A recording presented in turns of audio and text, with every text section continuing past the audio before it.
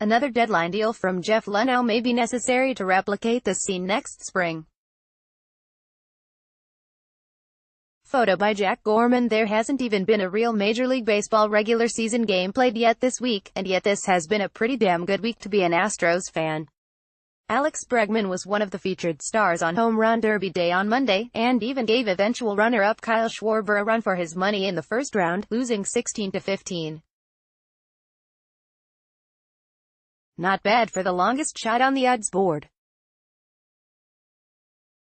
Then, on Tuesday night, the Astros were the focal point of all the chaos that ensued from the ninth inning on in the MLB All-Star Game.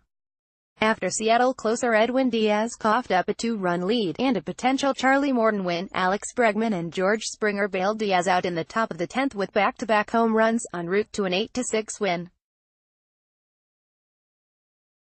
Yeah, that's right, it was time for the Astros to bail out the entire American League with clutch hits, because that's just what they do. Finally, on Wednesday night at the ESPYs, the Houston Astros were named Team of the Year over a deep and crowded field of champions that include the Golden State Warriors, the Philadelphia Eagles, and the Villanova men's basketball team.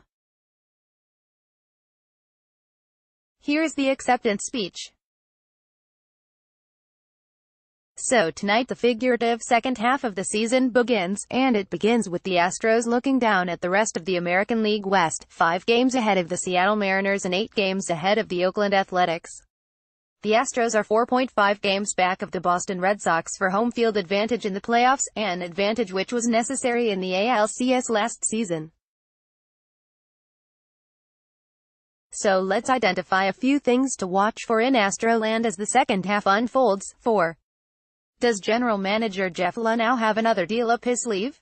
Barring some catastrophic injury, knock on wood, there really aren't any major holes on this team right now, but the one area of concern, if there is one, is the bullpen. Nobody has really asserted himself as the closer for this team yet, and the one guy they've been counting on to be that guy the last 3 years is pitching in Fresno right now. Shout out to Kenneth Giles. So, like last season, the Astros should be after Baltimore's Zach Britton. In fact, Richard Justice of MLB.com makes the Astros the front-runner to land the Oriole closer, and has this scouting report: the O's should have gotten the hang of things by now after listening to offers for Machado and Britton for the past 12 months. Even the teams bidding for Machado could turn their attention to Britton, because he could upgrade every contender. He has looked more and more comfortable since returning from the disabled list on June 12. The impending free agent begins the second half having made 7 straight scoreless appearances. One thing I'm guessing will be different this season than last season: if no deals are made at the trade deadline, I'm fairly certain there won't be any grumbling by the players about the front offices not making moves. 3. Who becomes the odd man out in the rotation?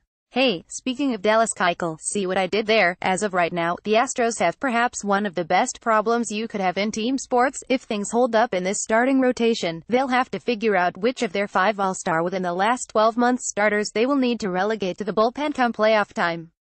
Here are the errors for the starting rotation as of this morning. Verlander 2.29, Cole 2.52, Morton 2.96, Keuchel 3.75, McCullers 3.77. Pretty salty. Verlander and Cole are obvious locks to be in the rotation at playoff time, and if Keuchel's turnaround lately holds, he, too, will be in there.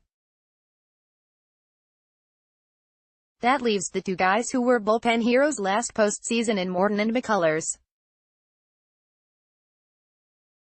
Both have shown comfort in either role, so I'm not necessarily rooting for one over the other.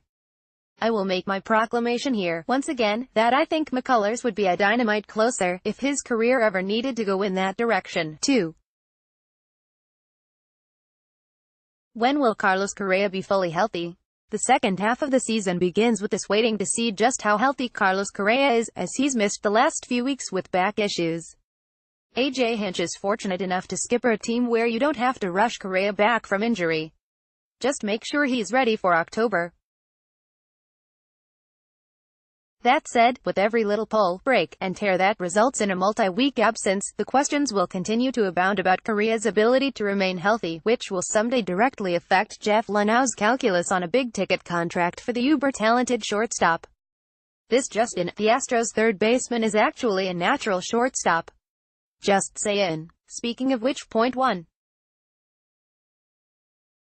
How high can Alex Bregman climb?